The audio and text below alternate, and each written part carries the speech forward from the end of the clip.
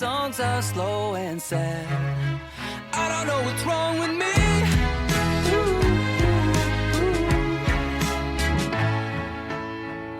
Welcome to the Sad Song Queens podcast, where we dive deep into the songs that make us cry. I'm Laura Webb. And I'm Lindsay Wolfington. Today we are talking with Per Gessle about the Roxette song, It Must Have Been Love.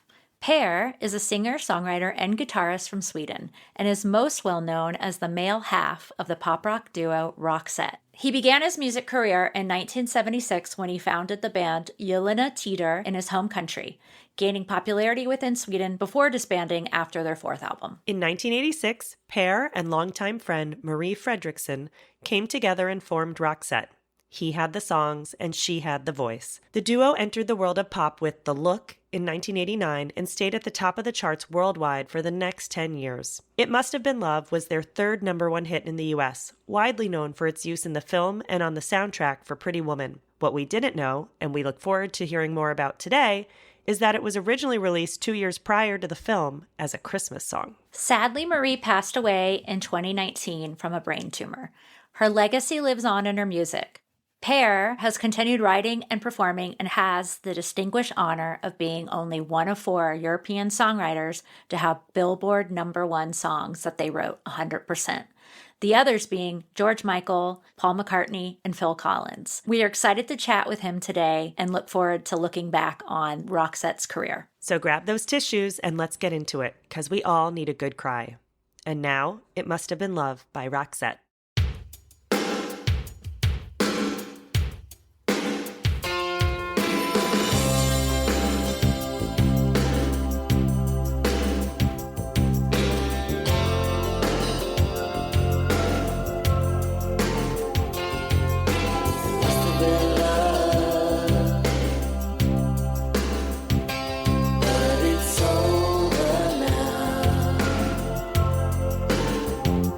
Lay away.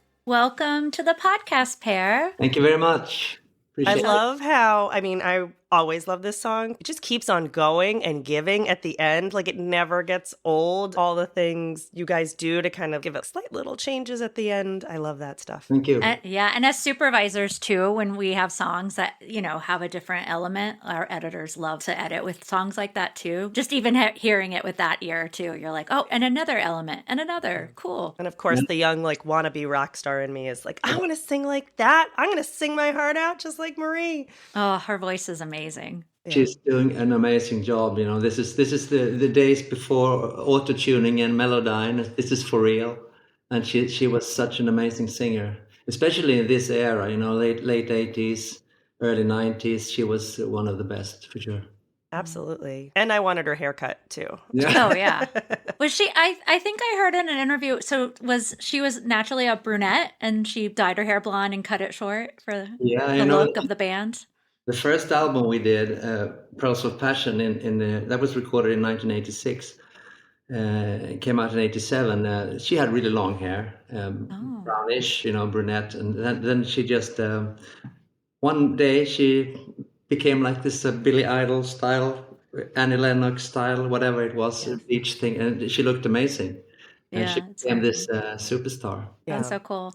I know with the video too, I kind of miss, especially after being used in Pretty Woman, and where they would show the clips of the movie. I miss those. I wish that we still had that. I miss that era of movie music videos. MTV was like huge, right? So I would come home and watch music videos all the time. And of course, my parents were like, you shouldn't watch music videos. Your brain is rotting. Like the same thing I tell my kids now about watching TikTok. But I do think the flip side of it is that now, instead of watching videos made to music, I put music to videos, essentially, right? Like that's what music supervisors do. So I'm like, I got something out of it. It wasn't total brain rot.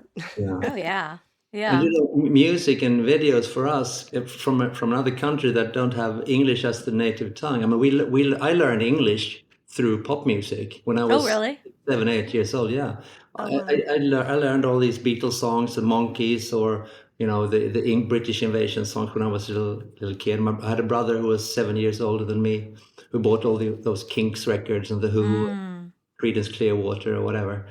So I learned English and. When we started learning English in school, I already knew it much better. Wow! Oh wow! What I was supposed to know, and it's all because of music, and that goes for generations of Swedes. Yes, right. When you're singing English, you're singing English, but music is a universal language. They say, like, even with babies, like the reason they're so drawn to it, it's just a universal thing. Mm-hmm. It is. That's one of the most amazing thing having this global success that Roxette had.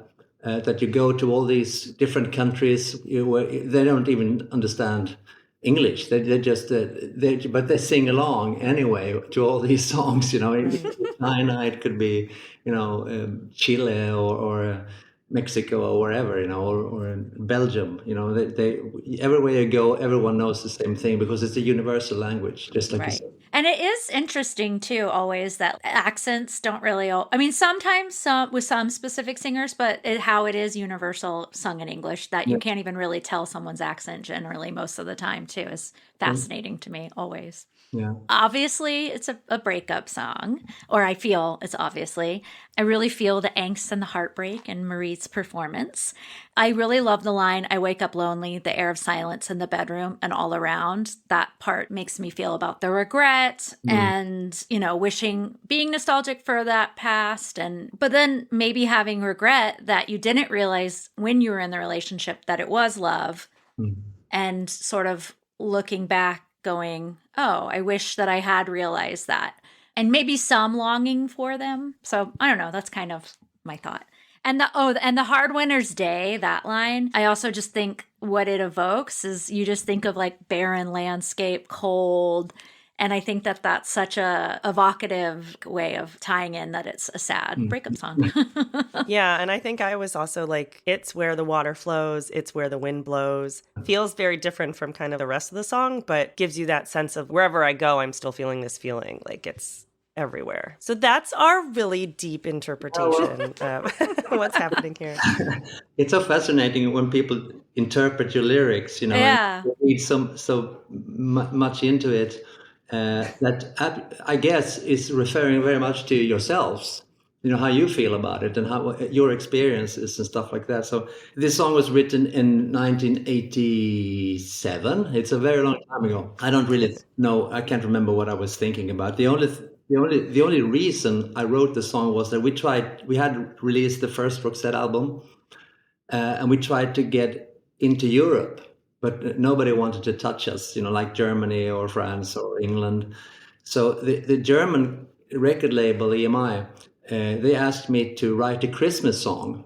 So maybe we can get on the German radio for Christmas. This is Christmas 1987. So I wrote this ballad, It Must Have Been Love, Christmas for the Broken-Hearted, in brackets. So this Winter's Day that you're referring to in the second verse was actually Christmas Day. And we played it for the German company, and they didn't like it. So they didn't release it. So we actually released it as a Christmas single in Sweden in 1997, and it became a gold record here.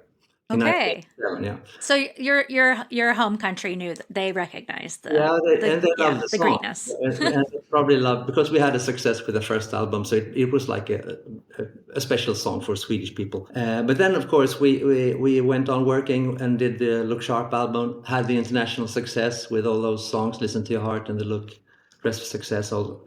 And then the Pretty Woman thing happened for us, and the people involved with the Pretty Woman soundtrack asked me if I could write a song for the movie. They had signed up David Bowie was in there in the soundtrack, and Natalie Cole, I think. There was lots of people. You know. Oh, it was a great Rick Ocasek, I think. Yeah. I owned it on my cassette player. I told them that I couldn't do it because I was traveling doing promotion with Roxette. So I just remember that we have this Christmas song. So I can rewrite the lyrics a bit, and we can do a new sort of updated production of it.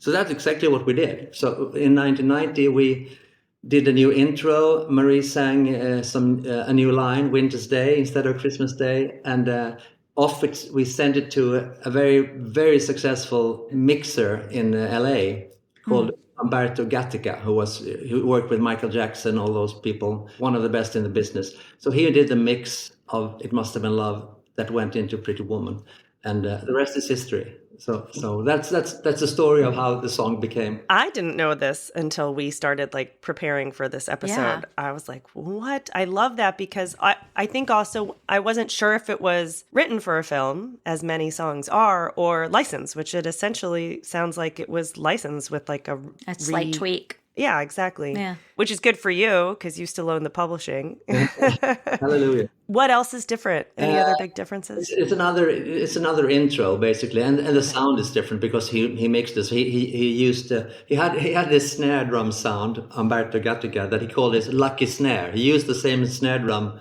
on so many mixes. So he used that lucky snare sound on It Must Have Been Love as well. And it sounds so 80s if you listen to it. But totally. But in the best ways possible. Like just the nostalgia. Like there's one bit even that feels like the opening notes of like the Top Gun soundtrack. Like the boom, like I'm like, oh, that sounds like the opening cue of, you should see if Umberto was on I know, that's one. what I was just thinking. That I was like, I mean, it was the 80s, so maybe he worked with Harold Faltermeyer. I was in the studio working on the Joyride album in Stockholm, and someone told me that I have a phone call from Los Angeles, and on the phone was Gary Marshall, who was the director of Pretty Woman.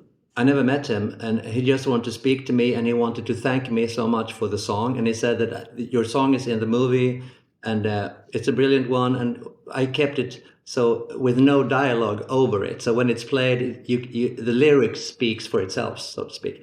So he just wanted me to know that, and I haven't heard about him, so I didn't know. And I was like, oh, thank you very much, and I just went on continued my work. And then, of course, afterwards, when the movie got so big, I realized that I've been talking to the director, and he was like in charge of everything. So that was a special moment for me. That is so cool. When you first saw the movie, were you in Sweden and did you go to the premiere? Or? No, I didn't. There was a special screening for Marie and myself and some other people in our Swedish team in Burbank. Okay. Yeah. Sexy Burbank. Well, there was an earthquake at the same time, a small earthquake, and so a girl came in screaming that this is an earthquake-safe building. It's built on balls or whatever. So it's sort of I don't know. And we were like, shit, what's going on here? That was funny. Was that the first time you had felt one? Yeah. Then I had my second one in Mexico City. That was yeah. See, the earth moved when your song was put to That's picture. right. You know? Yes. It was earth-shattering. So when you were writing it as a Christmas song, when you sat down to write, if you can remember, were you drawing on personal experience, or was it Marie's heartbreak? Was it just a writing exercise, or was it kind of autobiographical? Do you happen to recall? You know what? It's very rare that lyrics for me are autobiographical. But I mean, if you're going to write about a certain topic or subject, you have to understand the topic. And what I mean with understand is that you have to maybe not necessarily gone through the whole thing, but you have to sort of recognize what you're writing about. It's a classic sad song, lyric wise. I just wanted it to be in my style. It's where the water flows, it's where the wind blows, for instance. That is very typical, my style of phrasing, In those days, since I'm Swedish and speak Swedish as my native tongue, I was really scared to write English lyrics because, I mean, it's my second language. So, of course, I have to be sort of cautious. Can you really say that? Can you do this? Can you do that? So I had to, I worked for 18 years in a row with Roxette without writing anything in Swedish, basically, just to get really into the English language. But it must have belongs to the early era, because it's such a long time ago. So I knew I was pretty scared with that kind of lyric because it's a very emotional lyric. I was really happy. There was like some silly competition in England, in the UK, and It Must Have Been Love won because it had the best opening line in a ballad, "Lay a Whisper on My Pillow." That was everyone loved that. Tell us, where I was going to say too, it is so unique. Where does that come from? I don't know. It's also my. It's very typical. If you read my Swedish lyric, it's so much me. The way the words I choose and how to describe.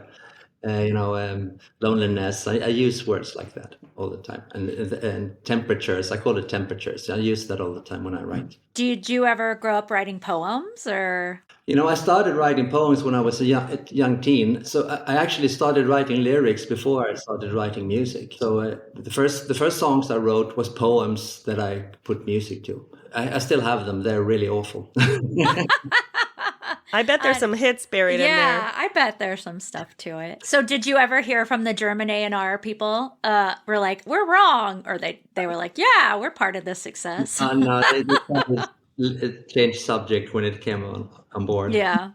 But eventually it became a super hit in Germany as well. So, I mean... Well, it was worldwide, obviously, right? Everywhere. Yeah. Over time, getting your music placed in media, film, TV, has people's feelings towards it have changed. What did you think at the time? Were you like, I don't know about this movie, or because you had seen it, you felt good about it? How did you feel about that? How about placing your song in a film? But it was like you're saying, it was so different in those days. I mean, being part of a commercial or a movie, you never took that for granted. It was. I remember Marie, she got offered to be the face of Gap, this big. Oh, wow. And she turned it down because she didn't want to do commercials. She wasn't. It wasn't the era wasn't like that. Right. Everything changed when Rolling Stones did "Start Me Up" for Apple. Then suddenly it became sort of hip. You're like, yeah. Nowadays it's crucial. I mean, if you're having a song in a Netflix series or whatever, HBO, whatever, it's the best marketing tool because you don't have MTV anymore in the same way, and now it's YouTube, it's TikTok, it's a different industry basically. Yeah, and radio's changed so much too, and we've experienced this with especially working on something like for Netflix where it drops, when the episodes release or the film releases, it goes everywhere at one time, which in other projects, or maybe you work on a US television show for a different platform, it's okay, maybe in the US, and then maybe 6 months later it happens in other countries. But yeah, it's sort of the same way, I guess, now. Or this is the new updated way. But people, you listen to music differently because everything is so accessible with the streaming and the playlists and kids. I have a son; he's grown up now, but he listens to music all the time. But he doesn't really know what he's listening to because he's listened to some playlist. And when I listened to music when I grew up, I knew exactly what I was listening to because I bought these records and I checked all the sleeves and all the information and the lyrics and whatever. Today it's just a huge flow of everything. And so it's the way you listen to music has also changed, which means also that the pop music and rock music in itself has lost its position in society. It was much more important when the Beatles released the record in late 60s or David Bowie in England or whatever. It was like a big event because that was so much part of the culture together with like the arts, like Warhol or whatever, or fashion for that matter. Everything was like linked together much more than it is today. Yeah, there's like almost too much of an influx of everything coming at you. So it's hard to what bubbles up. I mean, we feel that for sure. But so Marie didn't want to do Gap. So then how did she feel about Pretty Woman? Marie liked it. Must have been love, but she didn't love it. She liked it, but she didn't love it. She thought it was like I don't know. And I can't understand that because it really was a vehicle to show her capacity as a singer, with that chord modulation in the end. And she's doing that without the falsetto. She's just singing it for real. And I was the same. We thought Pretty Woman was like, it's nice. Nobody expected it to be this. It was sort of a low budget movie, and was it? Yeah, and Julia Roberts was like unheard of, and Richard Gere was like it has been, and the story was you've seen that story before, the timing was right, and everything just went for it, so it's perfect. No, and it was such a great soundtrack. I mean, all the music was so intentional, and it really highlighted that time period too, I feel. Absolutely. But so there was no questioning other than you were just like, I don't have time to write something new. Here's this old thing. Go to town. Because we were promoting and touring. We were in LA on our way to New Zealand, believe it or not. Wow. We were supposed to go to the other side of the world. So we did. So there was no time for me to write something. If you're going to be involved in a movie together with David Bowie and Tina Turner, you want to be on your toes, right? Yeah, right. But I knew that this was a good song, and I knew that it showed a fantastic side of Marie, and if we could get all these things together with this mixing guy, everything was right, perfect for it. Let's talk about the exchange student who studied. He's a U.S. Exchange student who was studying in Sweden and came back and brought. Was it record or cassette at that time period?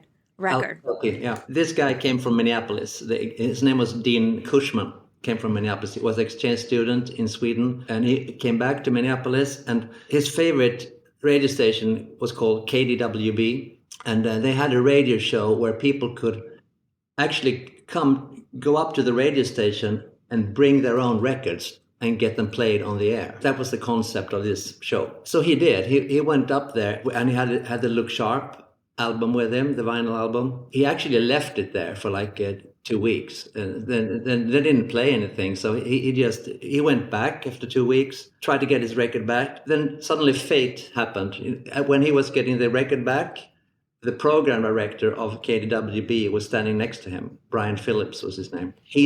Brian Phillips saw the album sleeve, which is pretty spectacular. It's like a newspaper thing. So Brian asked Dean, the student, what's that? It's a Swedish band, and it's a great record. And I tried to get it on the air here, but you didn't play it. So let's listen to it, Brian says. So they go into his office, and he plays the first track on side one, which is The Look. And Brian Phillips just freaks out. He really loves that song. He said, we have to play this one. It's a great, great song. So they play it on the radio, and phone starts to ring, and people want to hear it again and again. So they kept it as the little KDWB secret for a couple of weeks. They played it, and nobody knew what it was. And even our record label in the States turned it down before, so nobody knew what it was. And then this radio station, KDWB, belonged to a chain of other radio stations. The same company owned like 25 stations or so. So all these 25 stations started playing The Look anonymously. And then suddenly it just became like this big thing. I was actually having lunch in Stockholm when a friend of mine from a different record label, he worked as an A&R guy or whatever, he came up to me and said, "Have you noticed that you're in the radio charts in Billboard magazine?" Because he had Billboard. And I said, "What?" I checked the charts and it was bubbling, one KDWB bubbling under Roxette, The Look. And I was at The Look. That's really weird because that wasn't, at the time, even, it wasn't released as a single in Sweden. Oh, it wasn't? Okay. The first single of Look Sharp in Sweden was Dress for Success, which was a massive hit here. And then we did a big arena tour in Sweden and released Listen to Your Heart. That was a smash. Another sad one. For sure. When he said that we have this song bubbling under on this radio station, I obviously thought it was a song sung by Marie, because that was the whole idea with Roxette anyway. I'm the main writer and Marie is the main singer, you know. I was so surprised it was The Look. And then after all that, everything went so fast, you know, and then we signed a deal with EMI and it entered the chart, the Billboard Hot 100 chart at I think number 51 or so, or 49 or something, first week, and then 8 weeks to become a number one. I'm surprised it was not the single. I know. Like, it's such a hooky You hear song. it, and I feel so obvious, so we got to talk to those A&R people. And the, like, opening guitar chords. I like, know. It's so unique. Oh, yeah. I think in Sweden, we were sort of, we had this concept that all the singers were supposed to be sung by Marie. And you know, and I was the writer, and she was the singer. She was the front person, you know, and so it was so surprising that I was singing on that one. Right. And to tell the truth, I actually wrote the song for Marie. My demo of The Look is called "He's Got the Look." She's singing about the guy. She tried to sing it, and it sounded terrible because she can't really sing that in that style. So I sang it instead. I changed it to "She's Got the Look," and she answered me in the chorus, and she did the na na na na part really well, which is so amazing. Catchy too. Yeah. Did you ever get to meet Dean Cushman and thank him? Yes. There was a big promotion thing around him, and he was. We had a press conference, and he got to Gold Records, and I think he might did something with him. I don't know, but we met. Nice. He was a very nice guy, and it was. Just, I love this story because it goes to show that it's not about marketing or, you know, big budget videos, whatever. It's just the power of the song, and you can't just sort of stop it. No, I think that's what's so cool, and that a good song is a good song, and maybe it wasn't on your timeline, but that it still got out there, and you were right, it was a good song. The first album we did with Roxette that you probably haven't heard, called Pearls of Passion, it's a very sort of, it's like a classic recording. We used a band, drummer, bass, keyboard, guitars. When I was writing songs for the Look Sharp album, I wanted us to go in a totally different direction with going into like using more modern stuff like drum machines and synthesizers and sequences and stuff like that, to become a little bit more contemporary. So the reason I wrote The Look was because I bought a new synthesizer for myself in my apartment. So I tried to learn how to program it, and doing that, I wrote 2 songs, and one of them was The Look. When I got this little thing going, the sequencer, I just tried to fool around, and I just came up with all this, walking like a man, hidden like a hammer, she's a juvenile scam. Just to remember the lyrics, I just freaked out writing whatever came up in my mind. So just to remember the rhythm. I realized that they sounded really cool in a sort of a I Am the Walrus sort of style. It doesn't really make sense, but it sort of makes sense anyway. So I just kept going for the second verse in the same style, and in the end of the day, it just became this description of how this girl acted or looked or whatever. So it was just a fun exercise in songwriting. When we did the Look Sharp album, it turned out to be a production very much based on machines, you know, dress. The only real drums we have on that album is Listen to Your Heart. That's organic. Otherwise, it's programmed, everything. It feels like something you were learning. Were you like, this is cool? Or were you like, why can't we just do organic drums everywhere? Why is everything a machine? Before Roxette, I was in a very big Swedish band, which I started when I was like 18 or so.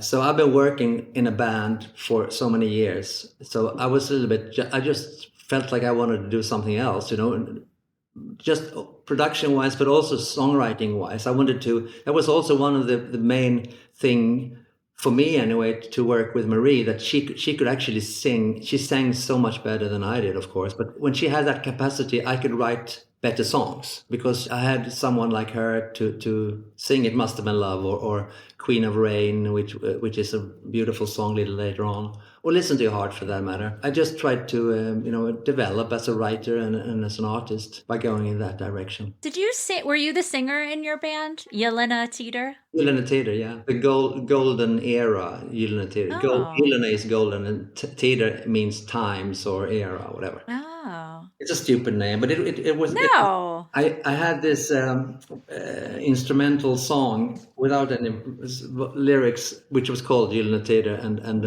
I sent away lots of demos to different journalists in the now we're talking about the 70s, late 70s, and one big music journalist wrote about our band, and he said that our name was Gyllene Tider, which was just like a fake name at the time. But since he wrote it in the biggest newspaper in Sweden, we couldn't change the name. Oh my gosh. So you're stuck with it. I saw that it was used in Let the Right One In, and I was in Sweden, I think it was like 2018 or 2019, and I was with Jonas, and I was working on a remake of Let the Right One In. It since has been remade, but the one that we did, it didn't. It was just a pilot. But Jonas had told me about your band being in it, and so he had sent me your music because I was like, oh, that would be a really fun Easter egg to have it, and I really enjoyed listening to it. It was like a power pop with two guitars, and it's still a very big band here in Sweden. We have done some reunion tours, and we're always selling. We're playing in football stadiums basically here. Amazing. That's great. That band has actually been just as big as Roxette here in Sweden over the years. Wow. So, but that's in Swedish, so it's a different. There are some elements in Roxette that sounds a little bit like Gyllene Tider, like Sleeping in My Car, for instance, or How Do You Do, which it wasn't a big song for us in the States, but it was massive in Europe. That sounds very much like Gyllene Tider. It's the same songwriting. It is. That's right. So where did you pick up the songwriting bug? Did you just feel like you wanted to write songs from a young age, or? But I just wanted to belong to pop music, to rock music. Even when I was a little kid, as long as I can remember being like 6, 7, 8 years old, it's always been pop music that's been my interest. There's a romantic side to that, long hair on guys, stuff like that, and clothes and everything, and the danger, and and the double meanings in lyrics, and these fuzzbox guitars, that I loved. So I remember forcing my friends lip syncing to and the Animals or the Who, in my room when I was growing up.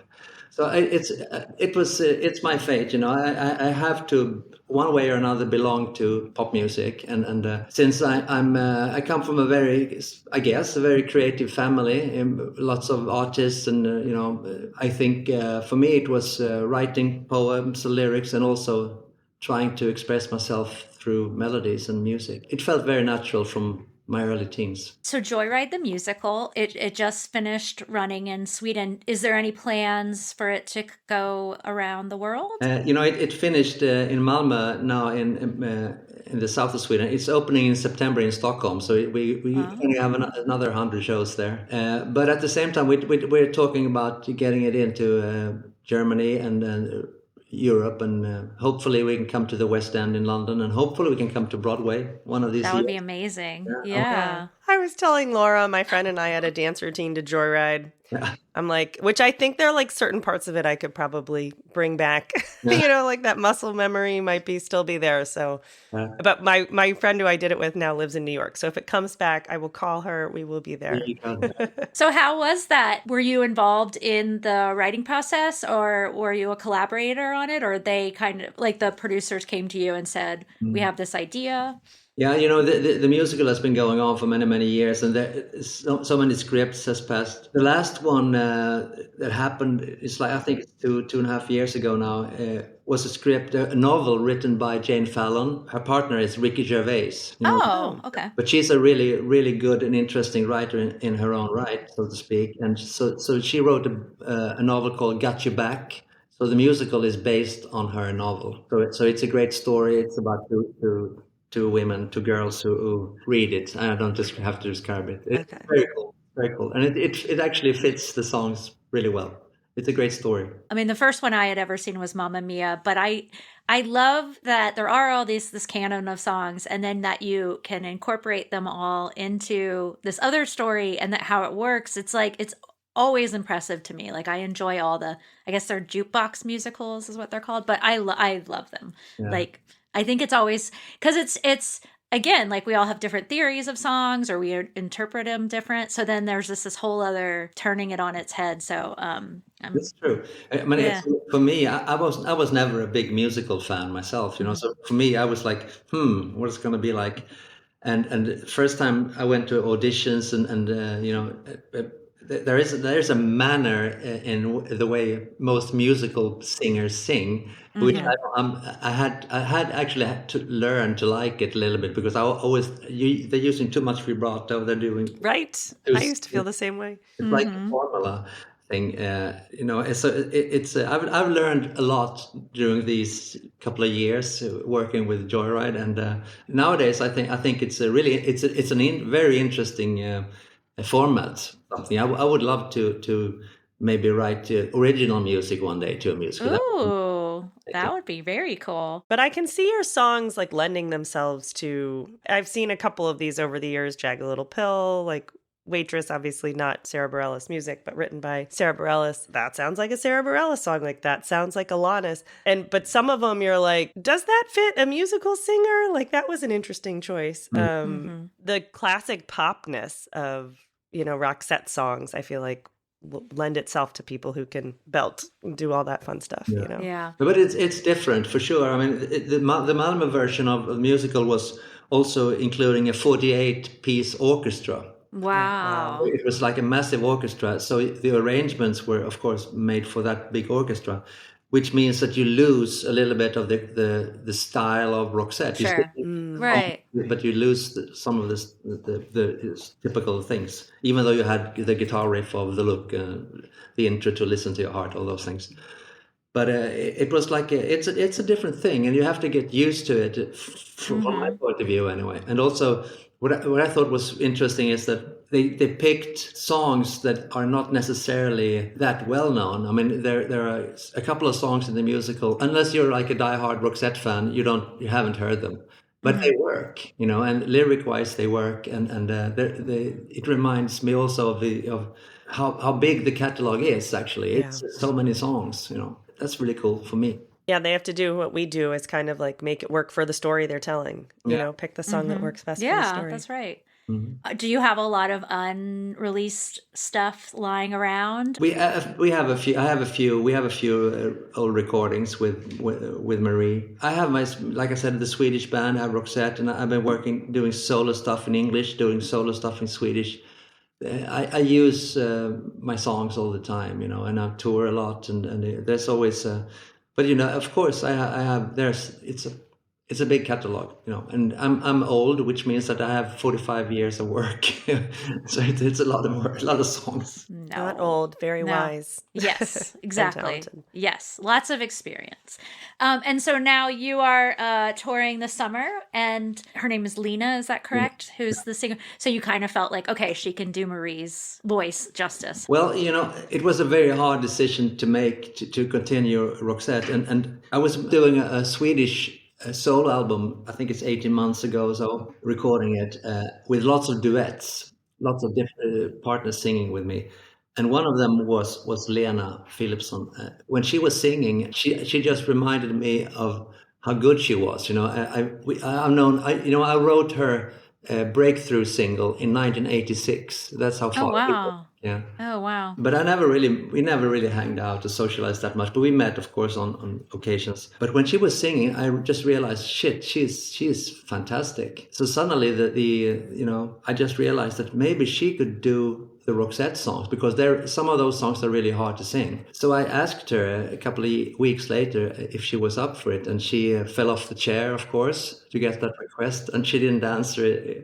But she came back to me after a couple of days and said that let's try. Let's play some songs acoustically and see how it sounds and see how it feels. And we did, and it sounded great. It didn't sound like Marie, but it sounded like some other really, really, really, really good singer. And I think that is exactly the secret to why this works. She's not trying to imitate Marie. Right. She's doing her own thing. It's a very brave step for her but she's experienced. She's just not as old as me, but she's getting there. She's been around being professional. She's having her own shows, and she's just all over the place. So she knows exactly what she's doing, and she's very focused, and she's just an amazing artist and singer. So I think I'm really lucky to have found someone who understands what I'm looking for, which is basically to keep the Roxette legacy alive. All of it has nothing to do with sort of trying to. I don't want like a blonde 25-year-old girl looking at Marie singing the songs. This is a different thing. But the songs are there. The only option I have is not to do it. That means that no one will ever, for me, play these songs again. And I think that's a little bit sad, because it's so much of my life. Yeah, and keeping Marie's legacy out too. I really liked what you wrote with her passing, but I just thought that was really beautiful. And does the song now, I mean, all the catalog, but also It Must Have Been Love, like hearing it back now with her passing, does that give it like a bittersweet quality, kind of? Every time I hear Marie these days, I'm just reminded of how good she was, and what a talent she had, and I was really lucky and privileged to meet someone like that, because she changed my life forever, and she was capable of, making my songs even stronger and even better, and I think that's fantastic. And also we had a great relationship for many, many, many years. Studios, late 70s, we go back a long time. Every time nowadays, it's like 6 years since she passed away, almost. So time has gone by, but I only have positive memories, and I'm really proud that what we achieved as Roxette, because in those days, in 1989, when we had our breakthrough, it was so hard not to be English or American to have an international career in the music industry. So I'm really proud that we were able to do that. No, and the fact that you were able to have such, a lot of bands break up because of the infighting and all that, and that you had such a good working relationship was, I think, speaks that it lasted this long, right? Yeah, it was. I mean, Marie, for every Roxette album we made, Marie did a Swedish soul album in between, because she had, she had different producers and different partners that she wanted to work with. She had a great Swedish career as well. But Roxette was always sort of my style of music. That was Roxette. And Marie added to that, the reason is pretty simple. It's because it was based on my songs. So it comes from me, and then Marie jumps in and, stirs up everything, and out comes Roxette. Dress for Success is fun. We had this argument in the studio, and she was really pissed off with me for some reason, and she went into this vocal booth, and she just sang Dress for Success the way it sounds. It's a one take. Wow. Made out of anger. But that's the way we worked, and it's fantastic when you look back at it. Cool. I'm gonna have to go listen to that again. I know, now that knowing that, I love hearing all that stuff. I read that you guys were in the same recording studio or same rehearsal studio. And do you remember hearing her voice the first time? Or you just like, who is that? It was exactly like that. She had this Fender Rhodes piano, and she had really long brown hair, and she was singing so loud and so high pitched, like Joni Mitchell, early Joni Mitchell, really high. and she just stood out, you know, among everyone that I knew. So we became friends, and my band got successful really early on, and her band didn't. So I tried to convince her to make recordings on her own, and when she did, I tried to get her on the local radio with her songs. So eventually she got to make her own show there, 30 minutes, Marie on by the piano sort of thing. This is 1979 or so, 1980 maybe. And we socialized a lot. You know, I was a bachelor in those days, and I had my penthouse apartment in Halmstad, and we went. We were always. You know, watching the Dynasty show or Dallas show. Yes, so good. Drinking wine and having a good time. You know, in those days, we never really had a romantic thing going, but we were very, very good friends. You know, and supporting each other all our lives basically. So it was a great foundation for starting a band. Eventually, we talked about someday we're going to do something in English together. That we talked about that like 5 years prior to Roxette. Oh, yeah. Oh, so fun. That's so cool. So we like to ask our guests, what do you think makes a song sad? Well, a sad song can be so many different things, you know, and it could be, obviously, you think about, you know, breaking up or emotional things. When I knew we were going to do this show, I started thinking about sad songs, and I actually put down a little list of sad songs. There is one really sad song that always hit me, and it's Cats in the Cradle by Harry Chapin. And it's because it's all about life and getting old and forgetting the big things in life and just go on with your life. And it's just a sad thing because it happens to everyone. So for me, that is very much a sad song. There are other sad songs like Sylvia's Mother by Dr. Hook and the Medicine Show. It's written by Al Silverstein. Oh, I read his books. And that is such a great lyric as well, you know, about this guy calling up Sylvia, and her mother is answering the phone, and he's in the payphone booth, and he's putting 30 more seconds. But it's so sad because he's so in love with Sylvia and he can't get through.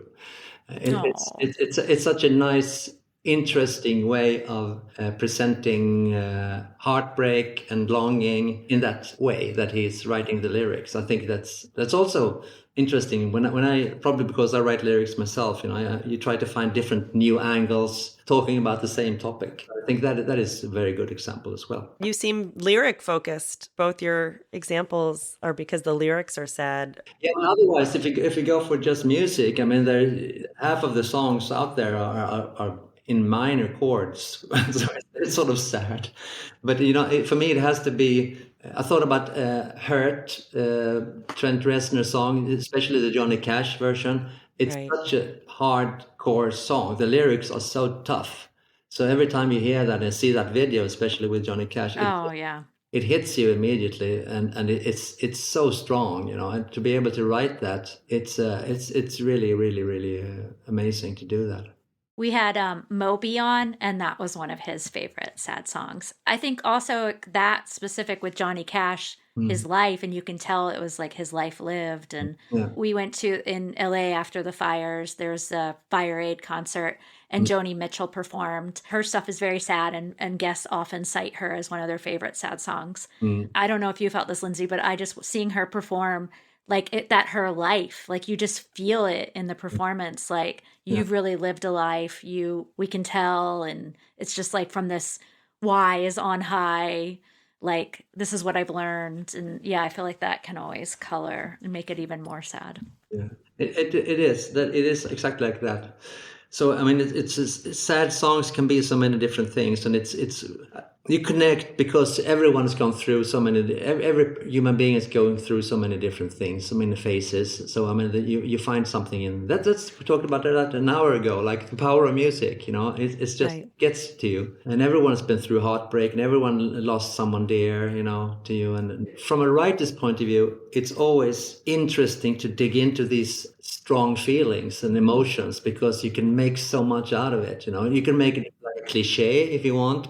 You try to get rid of that, of course, but most sad songs are not that good lyric-wise because they become a cliche. But when you find something that is sort of stands out in the crowd, it really hits you so hard, you know. The country music scene, there's so many great old country music songs that are really sad.